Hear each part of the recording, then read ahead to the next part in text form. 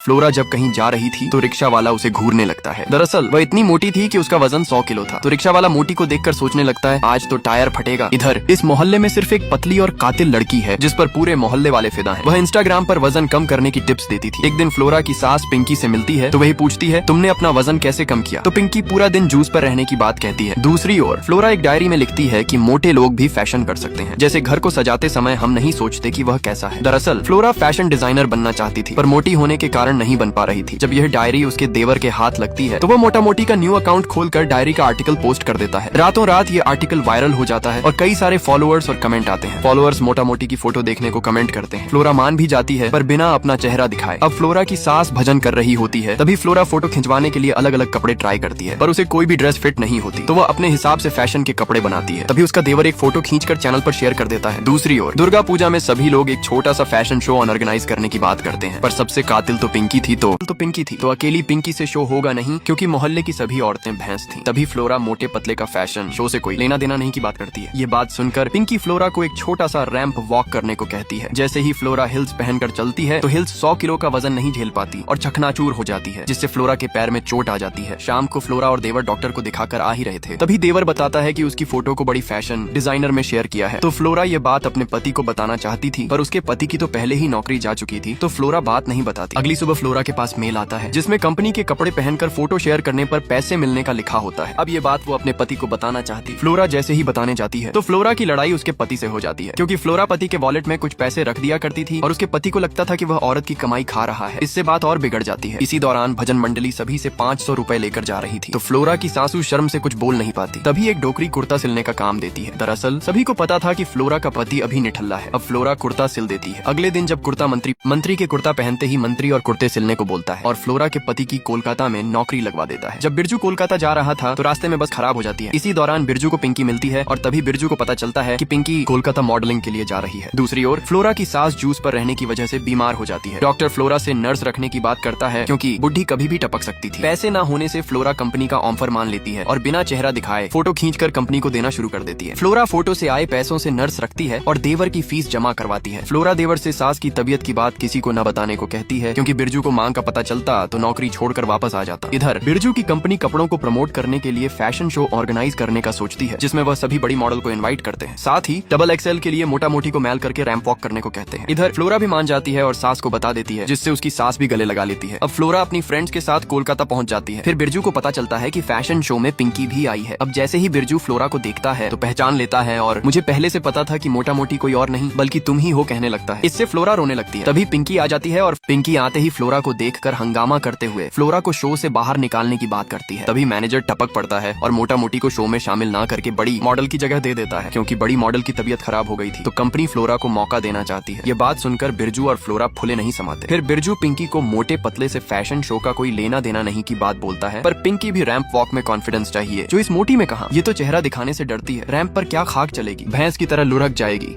की बात कहती है। अब फ्लोरा रैंप वॉक के लिए तैयार होती है और जब स्टेज पर उसकी बारी आती है तो पहले तो फ्लोरा डरकर चलती है। तभी उसके दिमाग में पिंकी की मोटी भैंस वाली बात याद आती है। तो फ्लोरा ये सोचकर झट से अपना मास्क हटा देती है और पूरे कॉन्फिडेंस से रैंप वॉक पर चलकर दिखाती है। ये देखकर सभी तालियां बजाते हैं और पिंकी का चेहरा ऐसा मुरझा जाता है जैसे किसी ने उसका मेकअप धो दिया हो। पिंकी को देख बिरजू और फ्लोरा की फ्रेंड्स काफी खुश हो जाते हैं क्योंकि फ्लोरा ने पिंकी का मुंह बंद करके दुनिया को बता दिया था कि मोटे पतले से फैशन शो से कोई लेना देना नहीं बल्कि फैशन शो में बस कॉन्फिडेंस का खेल है।